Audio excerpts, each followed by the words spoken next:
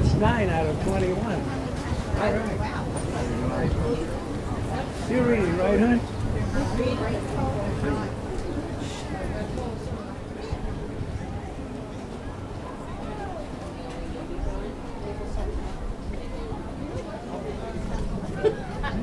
Hello.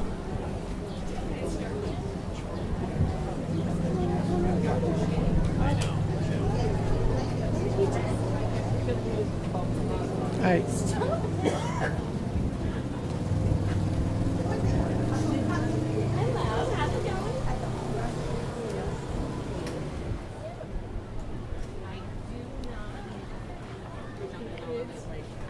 Wait a minute, let me go over these names.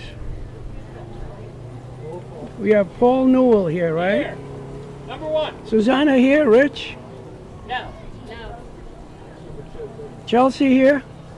Palermo? No. Jenny's here, Greg is here, Dr. Weeks is here, Charlie is here. Olivia here, Calabrese? John Perlow is here. Frankie Valentino. Lady Shazam and the boys.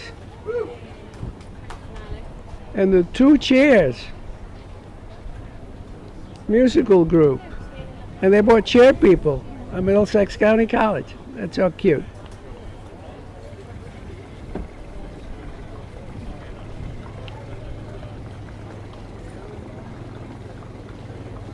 So I figure each poet can read 2 to 3 Shakespearean sonnet lengths. What do you think, Greg?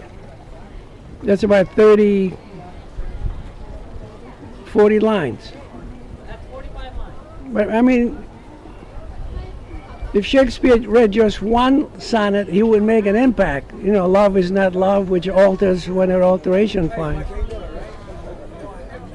So let's take about 5 minutes each, okay?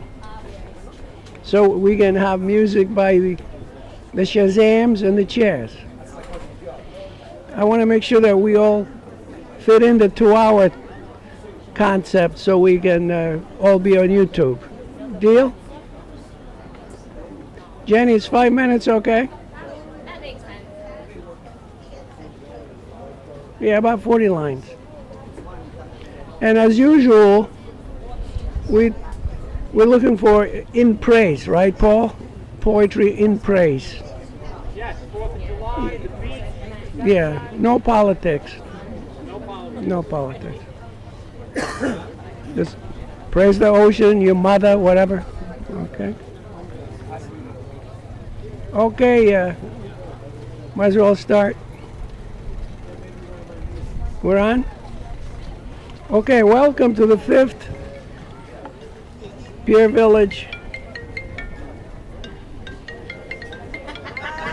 Unbelievable. Try one more time. Take it from the top. Take the phone.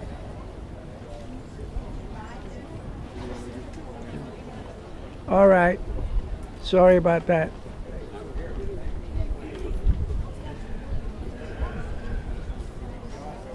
Okay? Okay. Welcome to the 5th Long Branch Pier Village Poetry Festival. Thank you very much for accepting the invitation and for performing. As usual, we will read life affirmative poetry, and it will be on the local station TV and also on YouTube within a couple of weeks, more or less. Thank you. I usually don't read my own. The mayor, by the way, should show up shortly, and hopefully his brother, the congressman, Frank Malone.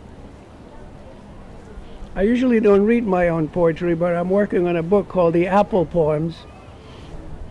And I have 6 Buddhas in my apartment, so I wrote a poem. It's called, Hey, Buddha! Rearranging your 6 bronze statue, taping red rose petals around Marilyn Monroe's inviting face, letting orange rinds rest on the floor by the refrigerator door, leaving half full glass with cheap white wine overnight, curing steamed rice in olive oil, writing this short poem. And then there's a second part, and it goes, "Hey Buddha, part 2. The Buddha answers, "I'll eat the rice."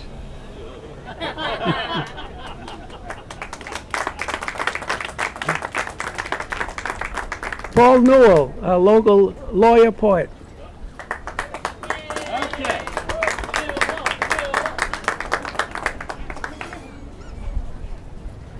Many thanks to Emmanuel Di Pasquale, our poet laureate of the city of Long Branch, folks, official, okay? He dragged me into this last year, and he told me we're doing this, and people come and they recite their poems. So I thought that meant I had to write my own poem. He didn't tell me you could just pick a poem, any poem, and read it. So anyway, I wrote my own poem last year, and it went over okay. So having done it once, I've decided to stick with doing my own poems. This one is called Sea Sounds on a Summer Day. There is a sound made by the gentle waves when they wash the sand. I am not sure if it is a hiss or a swish or just a sigh, as if that wave was relieved to finally reach the shore. There is a sound made by the wind along the shoreline, brushing away the footprints of all these sunbathers. I think it is a sweeping sound, like made by an old woman forever cleaning her front porch. There is a sound made by the seabirds circling overhead. Some say it is a crying sound, but they look happy to me. I think they are laughing at us earthbound warriors who seek some peace.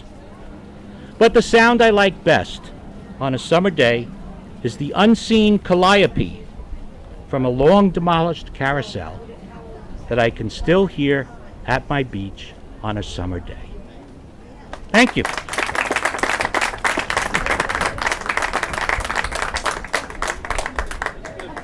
Thank you, Paul. Remember, you can read 5 minutes or even a little more because we don't have the usual number. Marshall Hart, one of our local poets.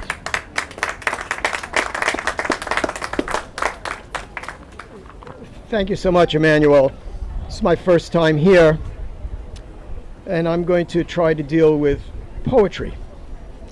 We, the poets, are searching every day for the word, the right word, the perfect word to describe the essence of the human experience.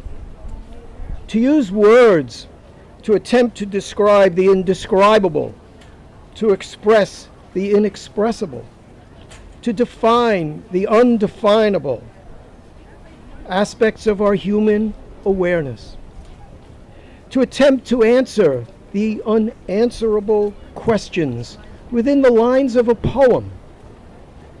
Music does this wordlessly with melody, but poetry dauntlessly presses on with unbridled enthusiasm to try to accomplish the ineffable expression within words, searching every day to assuage the anxiety caused by this searching. I offer the following wordless poem. The wordless poem. The wordless poem expresses it all, between the stanzas, between the lines, between the words, between the letters, resides the meaning behind the meaning, the inexpressible lurking theme, just waiting, circling interminably within the absence of expression, within the existential lubricant of meaning, within the wordless poem. Thank you.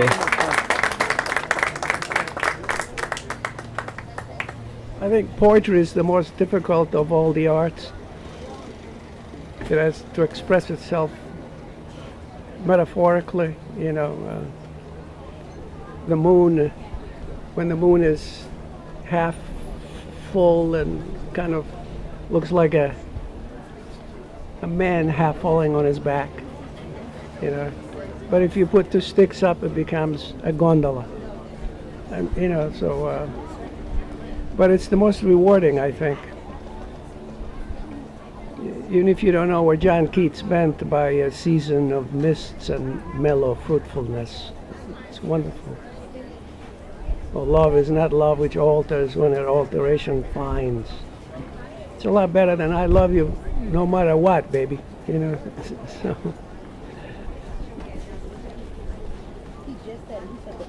Jenny Brown. Jenny Brown!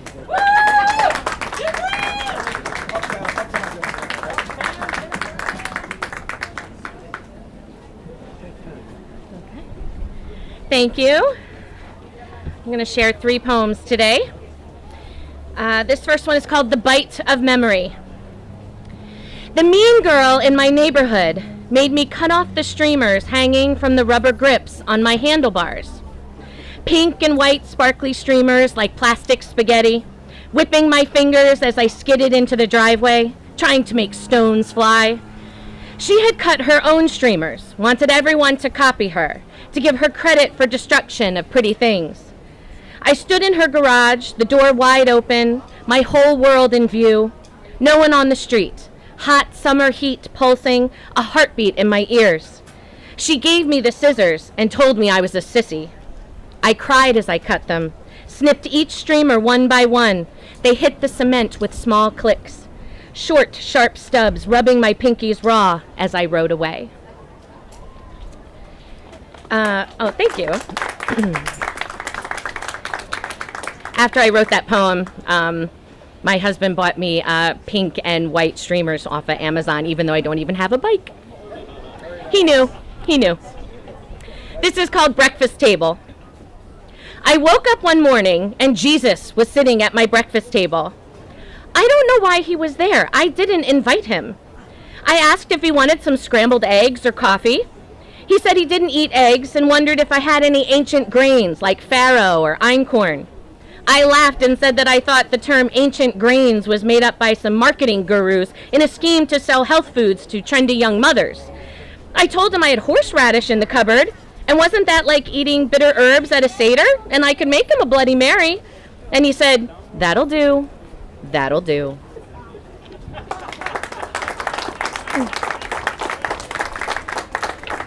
And this one's called June, 9 p.m. Windows down in the back of a cab, humidity curls the hair at her temples. No traffic noise, hot oiled engines hum, and the cab catches all the green lights. Windows down, cross breeze, her hair flies whipping and easy. She takes a deep breath, holding her life in her lungs, uses her fingers like combs. Look out there at the city, girl, sick with knowing and history. Hot spell, sidewalk talk and jazz sax. Windows down, the city flickers, a blurry photo on her cell. Thank you.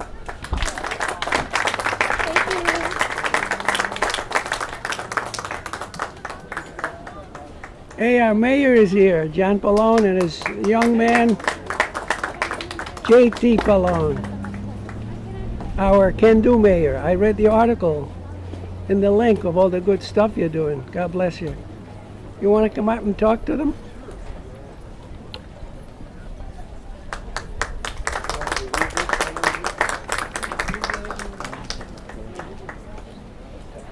Good morning. I'm going to read a little poem, but I just wanted to thank you all for being here. I see a lot of familiar faces, and of course thank you to Emmanuel. This is the 5th annual, right, Emmanuel? 5th annual Poetry Festival, and thank you. It's very exciting to be here with all of you. So I found a little poem about the ocean, and coincidentally it was written by a Trenton native, Pat Fleming, and it's called A Miracle to Behold. Seagulls soar above her surf, the sun reflects and gleams, while people come from miles around to stroll upon her beach. Her touch conveys an icy chill through her stinging, foaming spray, while her thunderous waves rush to the shore, then gently roll away. Her blue horizons meet the sky, the end cannot be seen, while her salty fragrance fills the air and floats upon the breeze. She safely cradles in her arms the boats that bounce upon her tides and plays coy with all the surfers who beckon for another ride. She can distract us from our worries. She can lure and hypnotize with the rhythm of her movement and the beauty in her eyes. She's a force that can't be reckoned with, a power to revere. She's a lovely, sweet seductress who we long to settle near. There are no words that truly tell the splendor of her face or recreate that feeling on such a warm and peaceful place. The ocean is a lovely gift. She's God's great masterpiece, a miracle we can behold that gives us reason to believe. Thank you.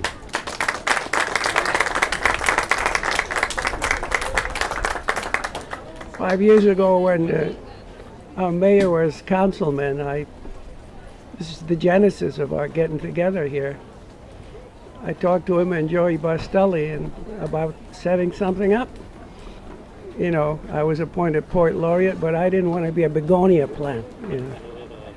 So they went for it, and we're still going on. We have two youngsters locally. Dominic Miller. Come up here, Dominic.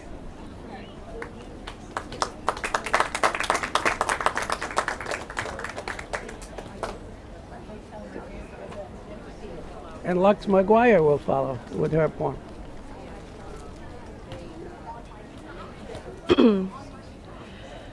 My once bare branches are now cloaked in a blanket of green, thanks to the sunshine.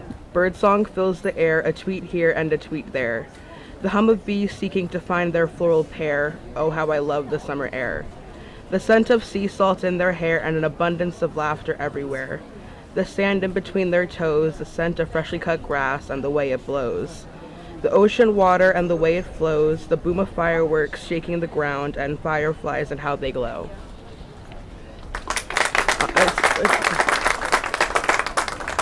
Wait, there was more. The vibrant orange petals of tiger lilies matching the colors of the sunset, the cool breezes of the nighttime, and the moon gleaming at me. Thank you. Wonderful. God bless you. Lux McGuire. Another youngster.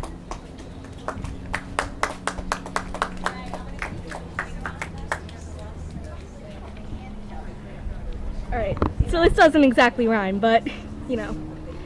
Welcome to America, the land of the free, where equality is a debate, and there are concentration camps for refugees, where equal pay has yet to make progress, where student loans are normal and crippling debt lasts a lifetime, where people live on the streets, and where brothers and sisters cannot serve to protect our country because they are truly themselves, where health care is just corporate money, and the rich don't pay taxes, where women have no control over their bodies, and people have to choose between food and lights, where some turn to the streets to keep their families afloat.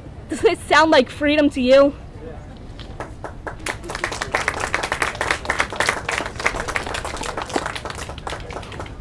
Well, yes, it does. It does. You were able to speak openly about it. That's freedom. God bless America. Yeah.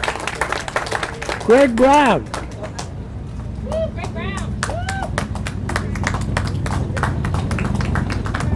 All right, hitting the Freedom Trail in Long Branch.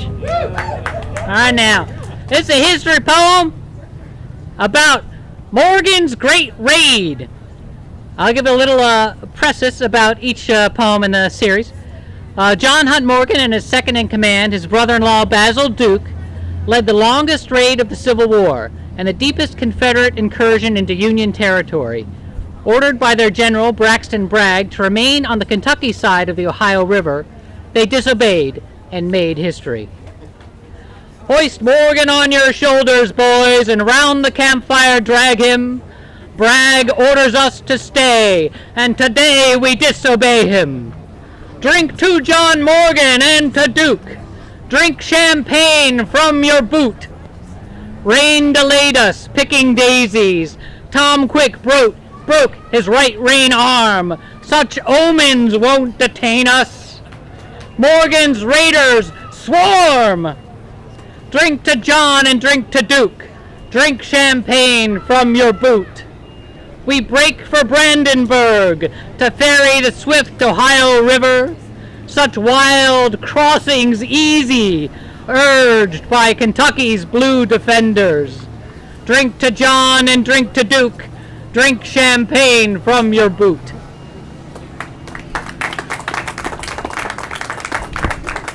A key player among the raiders was George Lightning Ellsworth, who sent false telegraph reports that had Union troops chasing phantom Confederates all over Kentucky, Indiana, and Ohio, allowing them to continue with their raid. Ellsworth knocked the telegraph lines with false support and false surmise. To sit such fine horses is to ride, streaming dawn astride an arrow. Burn the bridges and pester flocks, where hens pile eggs and barns are stocked. Trace Kentucky's hump through Ohio's wilds, and leave the rich fields fallow. Guard Indianapolis and Columbus, like statues stand at empty doors. We'll raid defenseless shores. Subterfuge and guileless ruse have left like magic casements open. Our fingers grow rings and our saddles go belled. Ham hangs from our bridles, who on no kindnesses depend. Down Jackson's streets in ladies' veils, to defeat July and make it mild, with cobalt bolts of stolen cloth and goods of equal luster sail the lightning regiments of death. With rail yards wrecked behind and more devastation on call before, they strike with steel and stealth.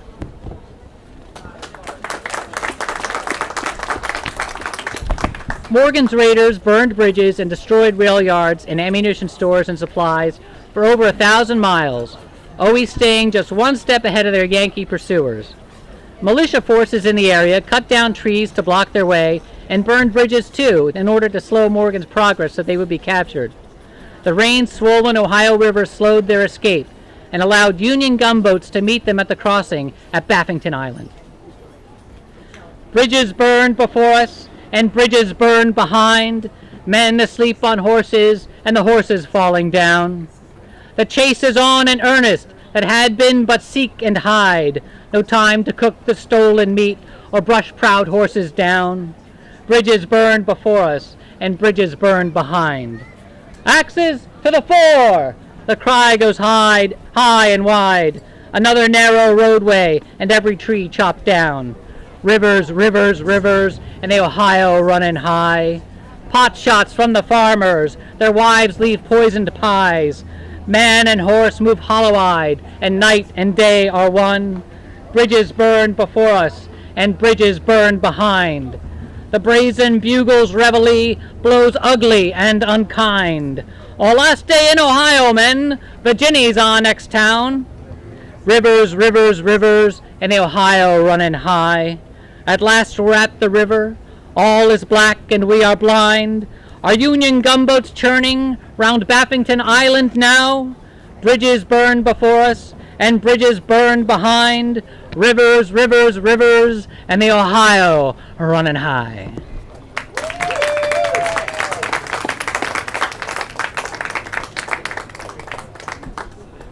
If we have time, maybe you could practice singing the first poem.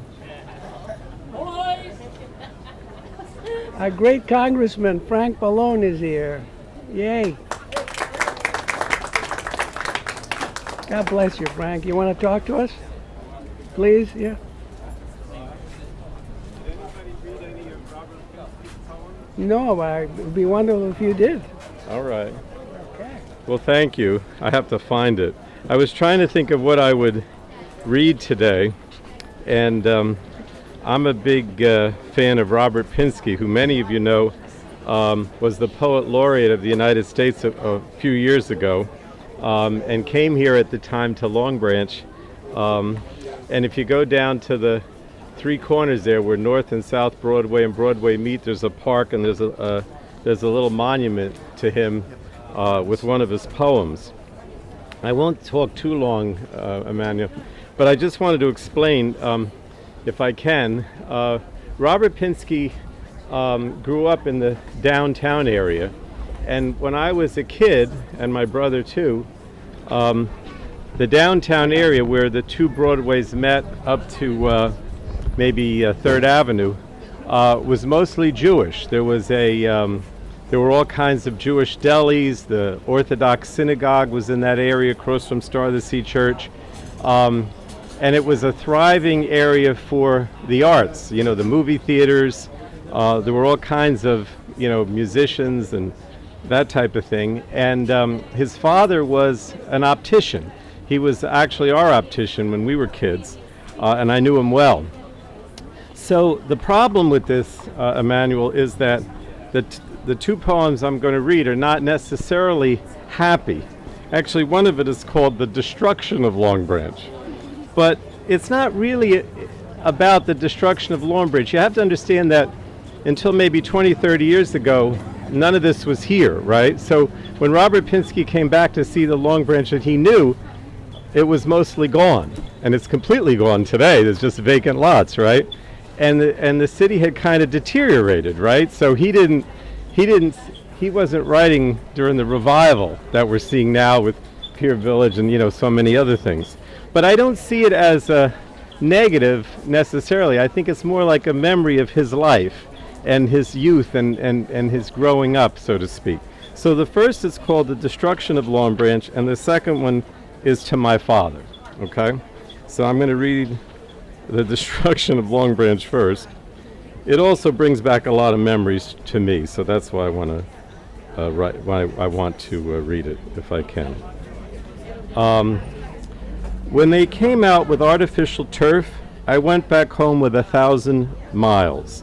I dug a trench by moonlight from the ocean and let it wash in quietly and make a brackish quicksand which the tide sluiced upward from the streets and ditches. The downtown that the shopping centers killed, the garden apartments, the garages, the station, the little Africa on So Help Me Liberty Street, the nicer sections, all settled gently in a drench of sand and sunk with a minimum of noise. The hollow of the shut-down movie house made bubbles. Wooden porches crumbled. But ranch homes in the new developments, tilting a little, slipped in whole. I pushed back pieces that floated up, one gash of neon, the martini glass, that winked outside a mafia hotel, a gas pump, a bouquet of socks. From Woolly's window, I even kept a few, the pinball from my grandpa's bar. I laid out hills and ridges, and with a brush, I creosoted lumps of sewage. Where the school had shat its plumbing as it went, I lifted my carpet on the crust. That made-in-Japan grass went on like magic, with a neat margin at the beach. And still I had half the night. How great, I said. Then, since forgiving had been fun, I thought I'd leave a monument or two, cautiously elegiac. I dug. Some scenes back up to compose my parkland vistas, benches and gloomy vegetation. Some things already dead, an abandoned boardwalk. Some weather, an unfilled foundation. With a brush of huckleberry or a ragged fern, cabbagey growth along a curb, thin flags of sumac from a vacant lot, avid in a tearing rain. That's The Destruction of Long Branch. Now this is from a group of poems called The Street of Furthest Memory, again about his youth. And this is the street, oh no, wait a minute, the one about his dad is the one I want to read you. I'm sorry, I got that wrong. It's actually called Persons. This is Sadness and Happiness from 1975, his book of poetry, and the third chapter, Persons, and this poem is to his father. So 1975, right? It's a long time ago. 239, let me see. And again, his father, I knew his dad. His father was an optician. He was kind of a very gentle man. I wouldn't say quiet, because he talked a lot, but very gentle, not like an aggressive type of person. To my father, from Milford S. Pinsky. The glazed surface of the world, dusk, and 3 mallard that land in the dim lake each, scudding in a bright oval. What chance, man, for the thin, halting qualities of the soul? Call this prologue to an explanation, something like the way Uncle Joe Winograd, with a carpenter's flat silence, might act on some given stretch of Uncle Italo Tarantola's lifelong, lawyerly expanding monologue. What I wanted was to dwell here in the brain, as though at my bench, as though in a place like the live, ongoing shop between kitchen and factory of a worker in wood or in leather. Implements ranged in sizes and shapes, the stuff itself stacked up in the localized, purposeful clutter. Of work, the place itself smelling of the hide, sawdust, or whatever. I wanted the exact words.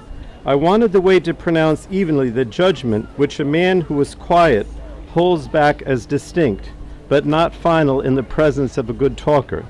I, a good talker, ask you, a quiet man, to recall the inside of a shop, glass dust and lenses everywhere, broken eyeglasses, forms and odd pieces of paper, voices, like phones ringing tools, broken and whole everywhere, mail unread, the sign Milford S. or Robert, hanging like a straight-faced surface, tyranny of the world visible, images that spread outward.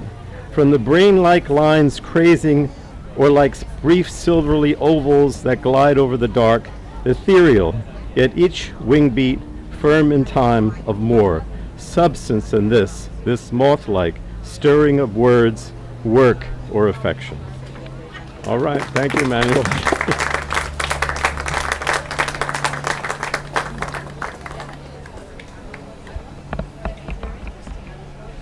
Hello. Some of the ports are showing up. I didn't think they were. Glad Chelsea's here and Frank Finale. So let's keep it to a couple of Shakespearean sonnets, about 30 lines. Dr. Weeks. There's another big boy coming. Daniel Weeks.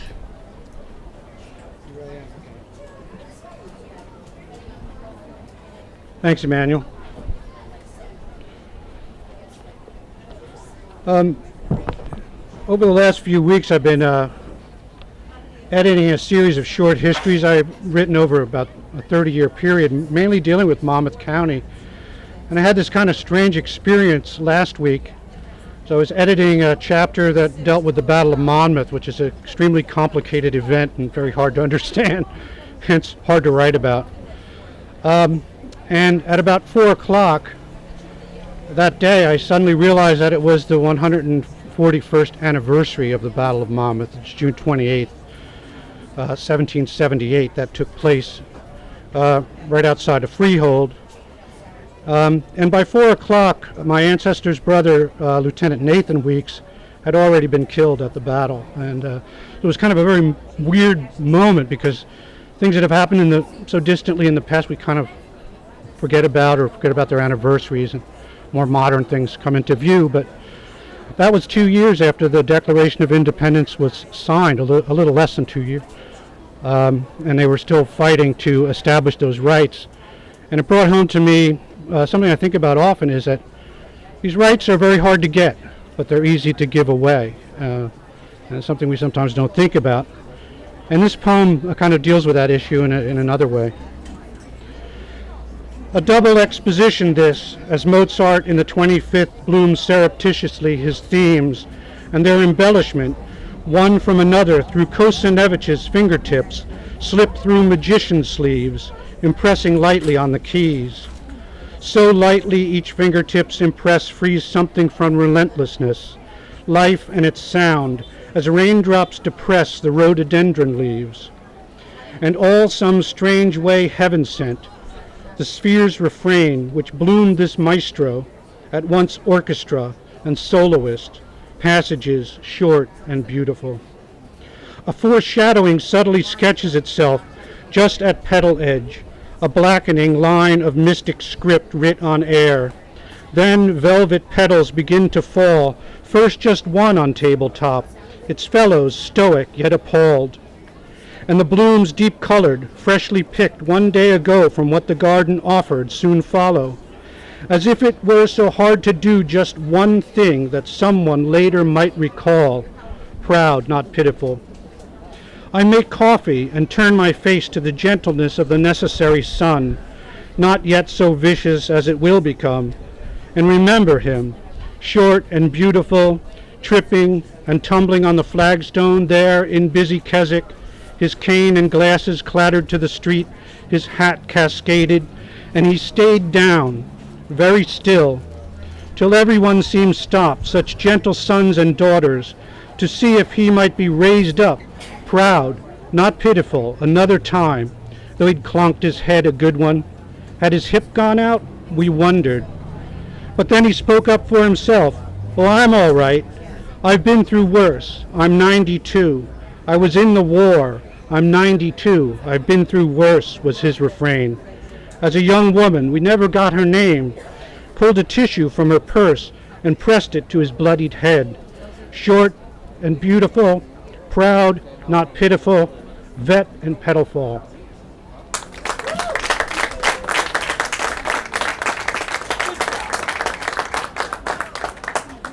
Along with our mayor and our congressman, we have council people.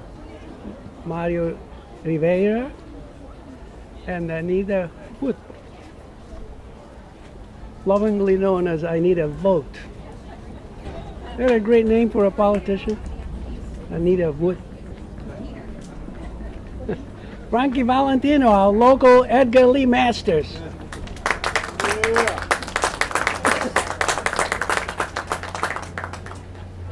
Thank you very much, Emilio. Thanks. My family, my grandparents came to Long Branch 1913, opened some stores here. Those of you who lived here a long time are familiar with it. They had the same store in the same corner for over 80 years. Raised their families there. My uncles were also musicians. This was the name of my dad's band, 3 Tunes and a Vibe, which I named my last collection of poetry, and I just thought it was a cool name. So I always go back to Long Branch when I do this reading with Emilio. So the first poem is entitled Blue Jersey Night. It's about a little bar that I used to play here by the Tracy's Ice, by the Tracy's Lemon Ice here. Open the windows with no screens as feelings of loneliness climb in like a thief in the night. The band playing last set of show for the summertime crowd in the beachfront bar beneath the apartment on Ocean Avenue. She walked out and the door closed like an unread book slammed shut, whose pages have yet to be turned. And all that remains is her scent floating in the breeze of the ceiling fan's warm, salty air of the ocean outside the wood of the Long Branch Boardwalk. Music rising in the air from the bar downstairs fills the room with blue cloud of sorrow as the singer's voice croons like a dream but cuts like a knife slicing through the heart. If that singer only knew how words of a song can wound worse than a blade of a knife, he wouldn't sing those beautiful love songs on such a lonely, lonely night. Good night from 3 Tunes and a Vibe. See you next time. Again, our families are all butchers. This is entitled 18 Wheels in Guthrie. I feel the damp cold of the refrigerated walk-in coolers and freezers of the commissary food market at Fort Monmouth, New Jersey, creeping into my bones at 5 a.m. There's 44,000 pounds waiting at the loading dock as the truck sits in 9 degrees February dawn. The trucker from Colorado has Woody Guthrie songs playing from dashboard stereo hooked up to studio speakers that he bought at a Nashville truck stop. The guitar and words echo off the heart, off the soul, and off the cold stainless steel floor of the tractor trailer. 3 days of snow in Kansas and 14 years of hard time in Oklahoma. He kicks ice off, cowboy boots in Jersey. Hot coffee, and he's not bound for glory. He's bound for Hunts Point Market to get a load for return trip out west. The big diesel winds up and 18 wheels begin to crunch and roll upon frozen blacktop as Woody kicks in and sun rises in the cold winter sky, reflecting the trucker's bump sticker. And the bumper sticker reads, "A good song reminds us of what we're fighting for." Pete Seeger.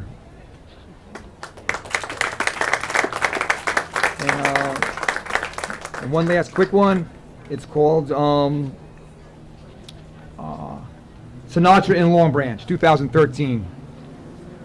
Walking along the beach at dawn, searching for sea glass as waves wash up, then roll back, like a stage curtain going up and down, up and down. There is a man walking with a dog, and he is wearing headphones and a yellow t-shirt with the words, "I turned 95" printed upon it. He smiles, removing his headphones, and he tells me that listening to Frank Sinatra takes him back to being young again, and it's a great way to start the day. He says that Frank Sinatra met his wife on the beach in Long Branch when they were teenagers on summer vacation. Counting off the years, 95, long way back, 1918. I wonder if fate is blowing in mist off the waves, knowing that my father was born the same year, but his days ended here on earth back in 1989.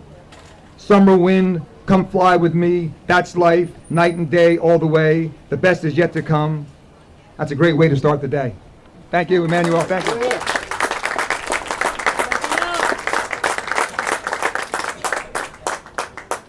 Let's keep it about 30 lines or so. We want to hear Lady Shazam and the boys and the chair. Perlow, John Perlow.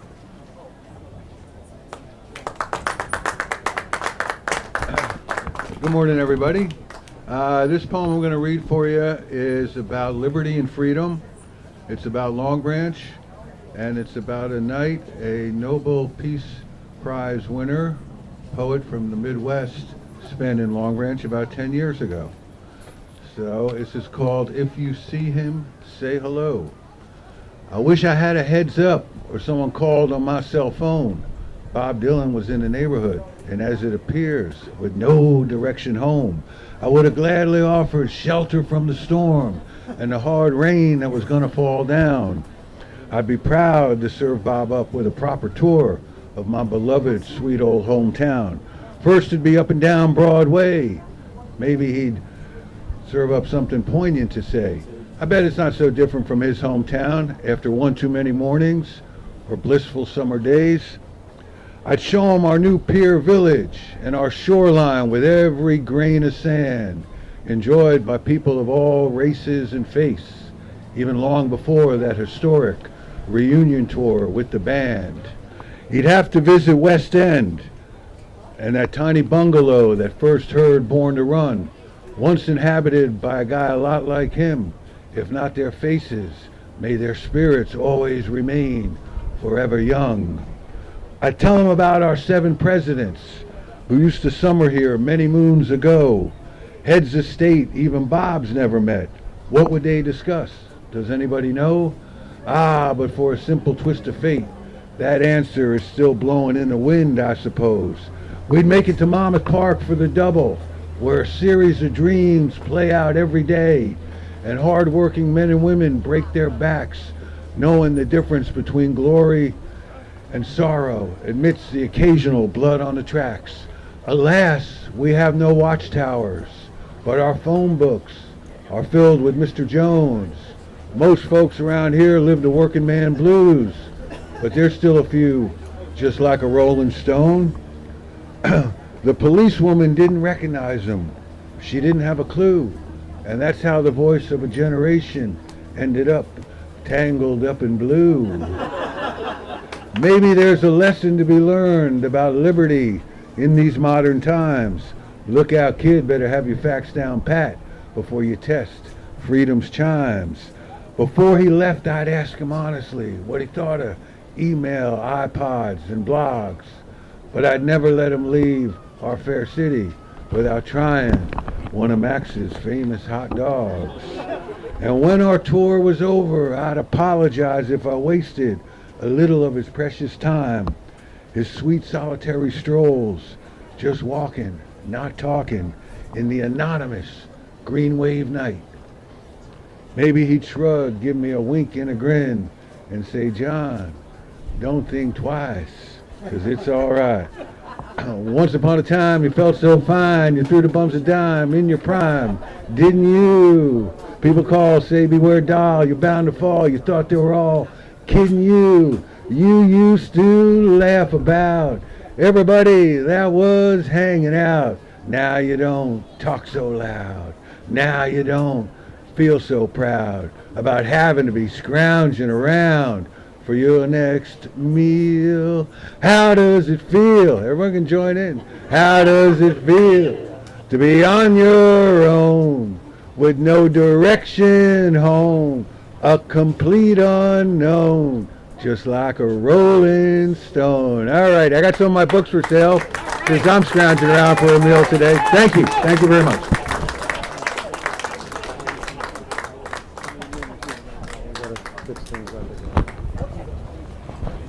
Hello.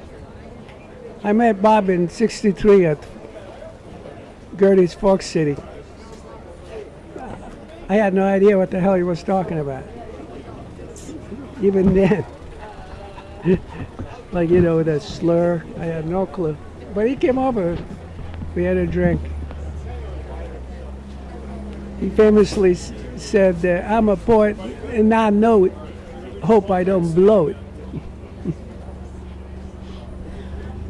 I was going to tell Frank how sweet Robert Pinsky is. We've been Facebooking. He's a very sweet man. And his translation of Dante is very, very musical. But you know, there's a kind of sweetness about him. We have 3 more poets, I think. We have Frank, and we have Chelsea, and Charlie Bruns. Charlie? Closer, Manuel. Closer to the mic. Charlie Bruns. Let's keep it to about 30 lines each, okay? Because there's music coming. So after listening to that last poem, I have completely changed my mind about what I'm going to read. That was impossible to follow. Thank you. Anyway, I'm going to try. Emmanuel has referred to me as a Long Branch historian. So last fall, I wrote a poem about an event at a historic place in our city. And I recall that Greg and Daniel and perhaps some others of you were there. This historic place is called the Brighton Bar. And the name of the poem is Never heard of it. The Brighton Bar, the Movie Screening. You know what to expect, but never sure what you'll get when you walk inside the Brighton Bar. And thus it was with the Brighton Bar movie screening. If you have a black ticket, you can come inside, said the lady from the Historical Association. Tickets? I didn't know we needed tickets, responded the dozens waiting outside the screening room. If you want to see the second screening, take a green ticket, explained the lady from the Historical Association. Go to the Brighton Bar and have a drink while you wait. And around the corner walk some of the huddled masses. But the Brighton Bar was closed. Its staff and patrons had gone around the corner to see the documentary movie.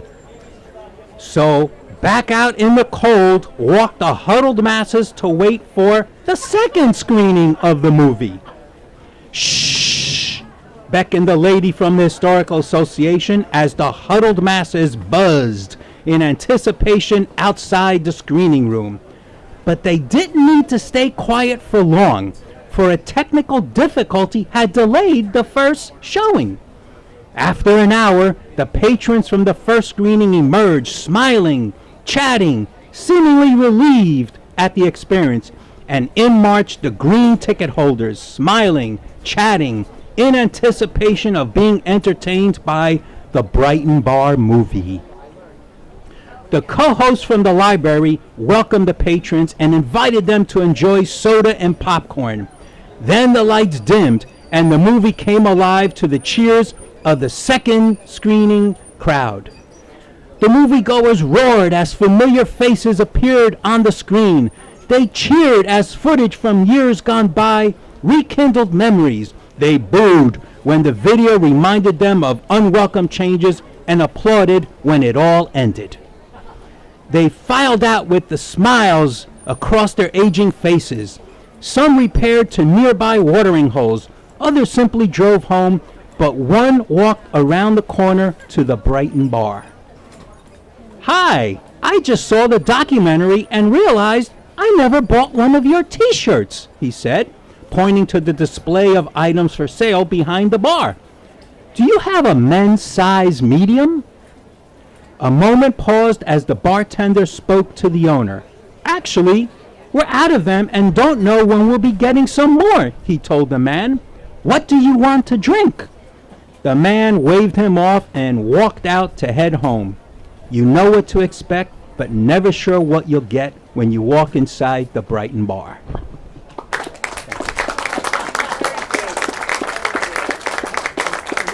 Charlie Bruns. According to what I see, we have young Pallone, who's going to read for us, and then we have Frank and Chelsea, and that's it, right? JT, come up.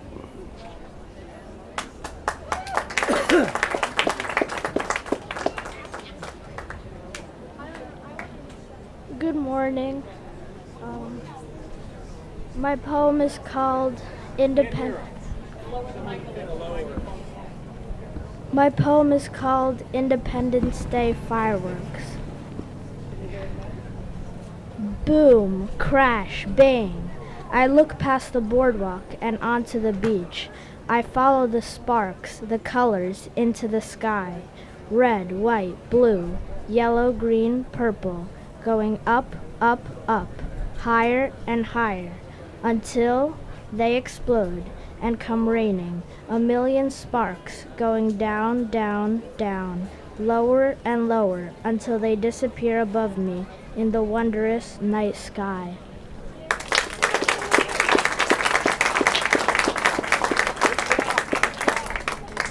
Very good. Thank you very much. Chelsea, Palermo. Her parents met on Chelsea Avenue. And they named her Chelsea? Yeah, so that's a true story. So if anybody is wondering where the street sign went, maybe 1983, I may or may not own it. My father may or may not have stolen it. It could be in my garage, but I'll admit nothing.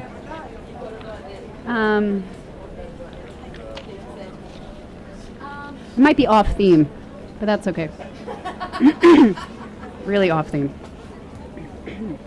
Ethereal girl. With Paris on her mind, she scrapes the sky and bombs small things. Please don't shrug her gritty industrial past, lattice scaffolds, static crosshatch. She plays against the type, croons her amber blues, discovers why everything beautiful begins after.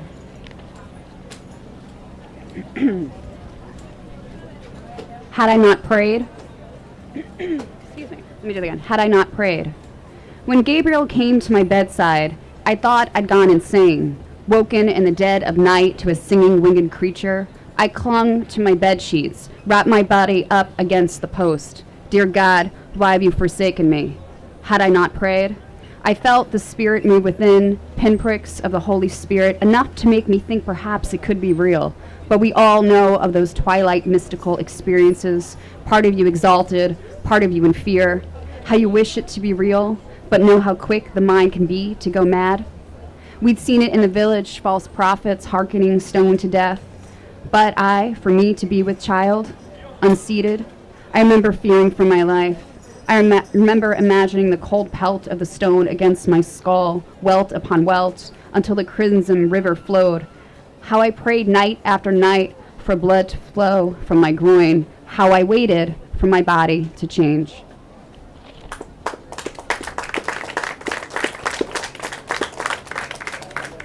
One short one.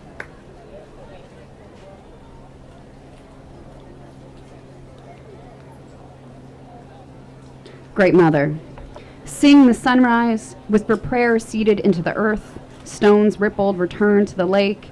Ancestors meet us shrouded in myth. We lay down to rest what we can no longer carry. Mystic Mother, witness this transformation, our communal song. We hold these gifts. Thanks.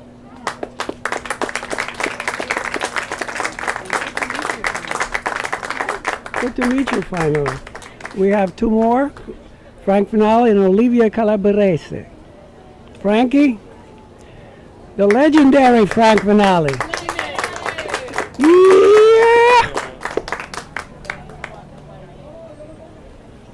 I finished this poem last year here at a table with the poets.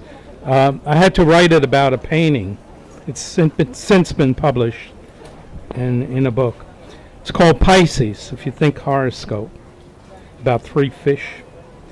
I am the thin-finned Piscean who swims deep in currents of crises and emotion.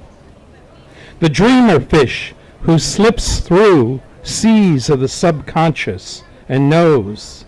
The mystic fantasy fish. I am the alpha and omega of the zodiac and contain a piece of each of you in me, keys to my spiritual empathy. I run with the moon and tides, no schools. Sometimes you'll find me among the stars. Make a wish on me, you have 3. This other poem is called Planet, thank you, Planet of Flesh. It may seem, well, its end is hopeful, if it seems a little pessimistic in the beginning. Planet of Flesh. Earth remains, absorbs flesh, registers nothing of sense in its orbit. Strange dirt, the dead, flesh of missile-minded soldiers, torn in grass, caress a bullet. Nazis aboard bone piles, soils too slow digestion. Man loses his blood on a sniper's cross. Skins smoke silent howls to moon. Yet earth spins. Rain, sun, snow, turns around the star, is never troubled but by lightning of quakes, bubbling of volcanoes. Under the chromosomes of the hawk's dive, mice whisker the meadow. The unborn fetus's flesh, floating in a basin, planet of flesh. Earth lets them go their own way. Its pull returns them all. It does not hear screams, see blood, only senses sun's warmth, moon's charm. Aware of space, does not feel debris, scabs and scars of flesh, yet lends its clay to remake. I was asked to write a short poem about sea glass for a summer magazine, and this is it. Sea glass, clear, white, green, blue, rarely shining, frosted look with no sharp edges, beer, juice, and soft drinks, bottles, jars, and time. Broken junk of man becomes beautiful, colors set in pendants or rings. Empty whiskey bottle tossed into sea by fishermen turns up decades later. Amber gem in sand. Time and tides bring back broken things of man, polished by sea and sand, made matchless.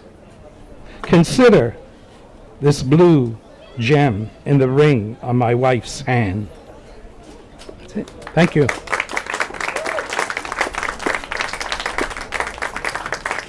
So we have Olivia Calabrese and George Heckert wants to read, ask for 2 minutes to read a short poem from a children's book.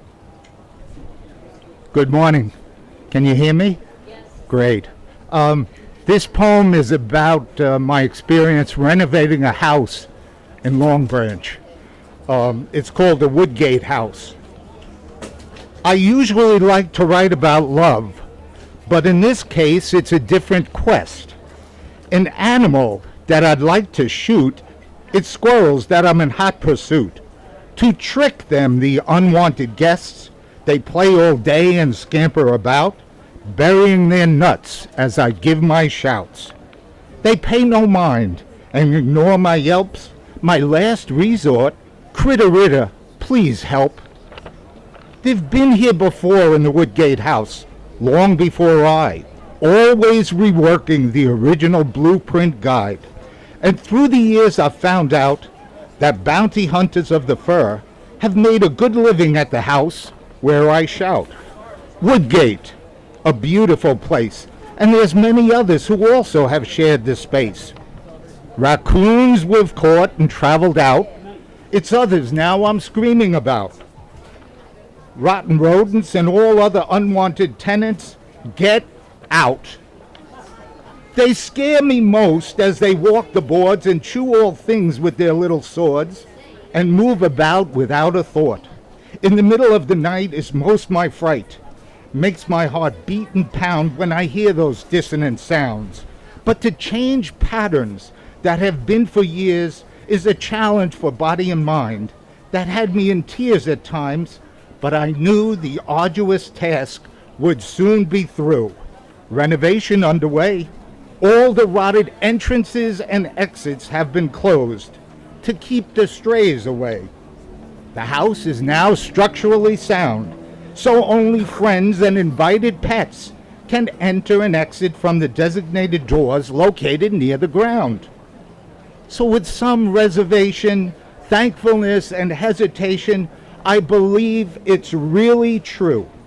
I have successfully evicted all wanton pests, which brings me to the end of this woeful test. And if an artist, of which I'm not, would step back and look at his masterpiece, in this case, a magnificent country spot, he'd see a tremendous edifice, broom swept, tenant free, left with only me. And as I would on this happy fall day, walking slowly in my serenity, away from the mighty sphere, I had to give one last look, for this really was a classic out of an antique book, the grandeur of emptiness standing tall. But as I focused through the glare of the brightest sun, tempered with reluctant abandonment of fear, to my dismay, up on the highest roof tier, you know I never had use for a gun, and swore I'd never use one. But who should appear, pecking one another lovingly? The pigeons, Mr. and Mrs., with daughter and son cooing. Oh, you who? Is the job really done?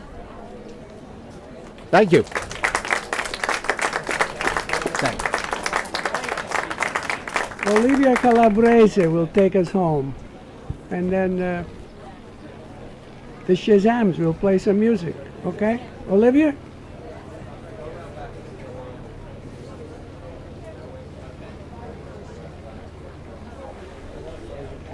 Hi, Olivia. Just read your poem, honey. Thank you.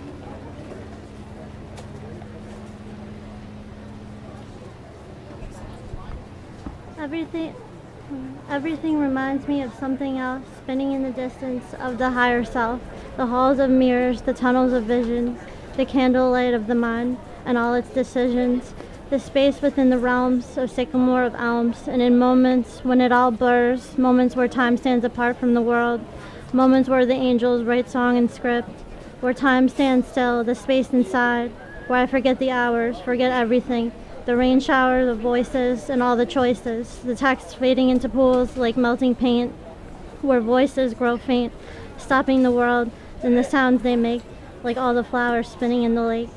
Parts of the song sounds like hope, syncopated in time to the beat of a rhyme. Seventh symphony in this June heat, as above, so below. As the dove comes, so it goes. So many things yet to find await us on the other side. If you listen closely, can you find, can you hear the syllables sing to your ear? A risk in dust, a flowing lace dreaming ponds of ongoing verses of parchment and ruins. What would you dare to miss, or would you take the hand of a lovely question? Forgotten son, the song's begun. Did you forget you are human? Each moment in this storybook, and each moment is all it took.